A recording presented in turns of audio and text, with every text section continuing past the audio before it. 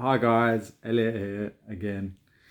I say again, but I haven't done a video for a while. I feel like I'm always saying that, but I can't remember when my last one was. However, today I want to talk to you about why I am running EJ Multisports Leagues. I did a video on this about a month ago as I've been reading Simon Sinek's book Start With Why, and it's got me thinking a lot about why am I running EJ Multisports Leagues. I've said before there's a few reasons, but I want to concentrate today on my bad tennis experiences when I first started playing. I've spoken about this before. I did a video about this 2 years ago during the lockdown, but I just want to go through that story again because it's very important and it's a big reason why I'm running the tournaments and leagues that I am, and why I'm trying to make them as good as they can be for you guys. Okay? So I started playing tennis in 2006, and mainly because of my nephew, Reese. He got me into it. Started playing then, but only really played with him and then a few of my friends. Only with him and a few of my friends for about 3 years. By 2009, I thought, do you know what? I'd quite like to play some other people. You know, I'd played Reese a lot, I'd played my friends. I was running my own tournament as well, briefly at that time, but it wasn't as big as it is now. And I thought, yeah, I'd like to play other people. So I had a real good search around for competitions that I could play in. I was a member of a club. It was a small club and there just wasn't enough members for there to be a competition. I actually got involved at running a competition at my club, but there were hardly any players and the majority of them wanted to play doubles and they were all a lot older than me.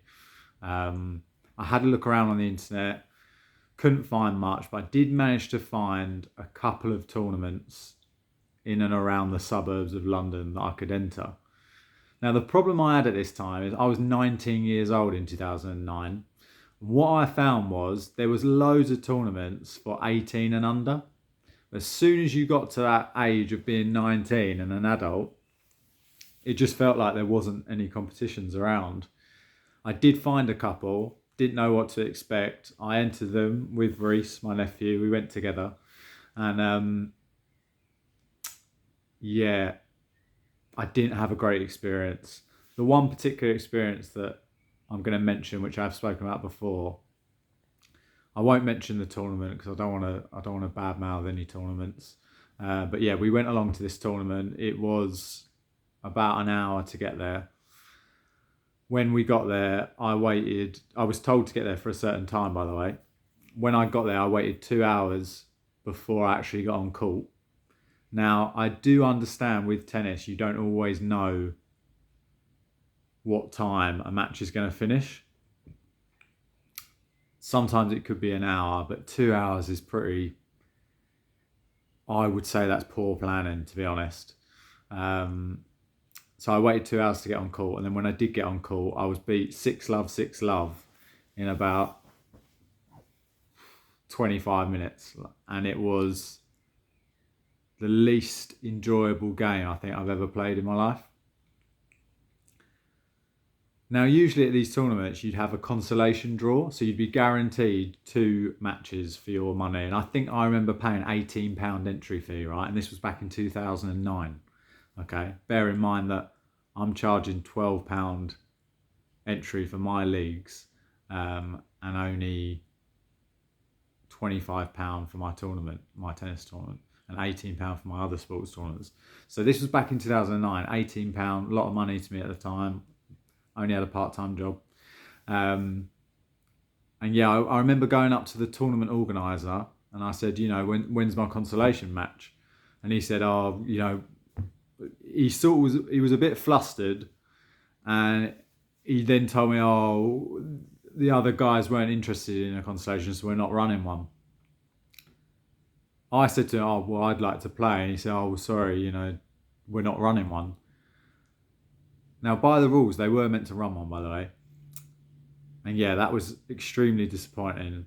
So it left me thinking, why is there no tournaments around for my level, and why have I had to drive an hour? So I'm going to summarise what happened there.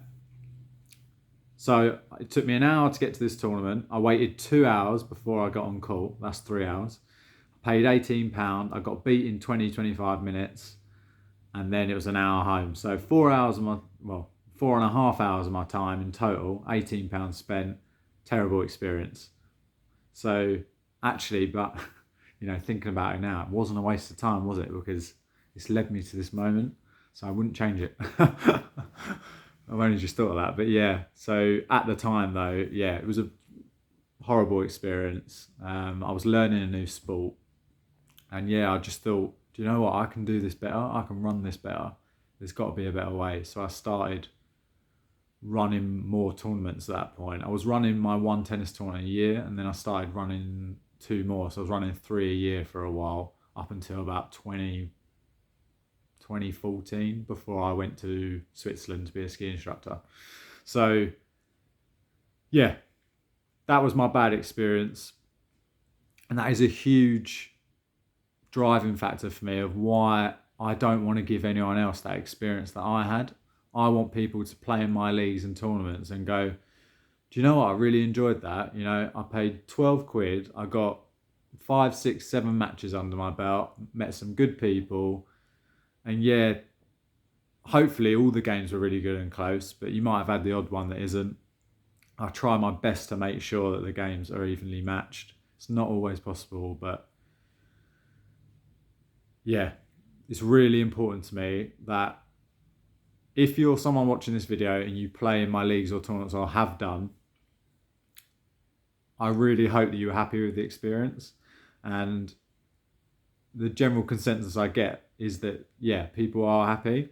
I've had the odd person that's not been happy, and do you know what? I hold my hands up on a couple of occasions. That has been my fault, but it's all a learning curve for me, and I will try my absolute utmost to make the competitions as enjoyable as I can for everyone playing in them. That's my promise to you. And the other thing I want to say is I am always really open to feedback. So if you've got any feedback where you think I can improve and the tournaments and leagues can be better, please, please, please tell me. Anyone that knows me will tell you I'm quite capable of taking criticism on board, and in fact, I really encourage it. I don't take it personally. And yeah, please give me your feedback. If you think there's a way I can improve the leagues or the tournament, let me know. And I've had feedback from many players, and sometimes I implement what they say and sometimes I don't. If I don't implement what you're saying, it doesn't mean that I'm not listening to you. I've listened to it and I've decided at this time it's not something that I'm going to do. But please, please, please give me that feedback. It's really, really important. Okay? So that's it for me today. I just wanted to share that with you. That is one of my big whys. And yeah, I hope everyone out there is having a good week, and I'll see you on the court or on the table or whatever sport it is that you play, dartboard, golf course, whatever. And yeah, I'll see you all soon. Thanks for watching.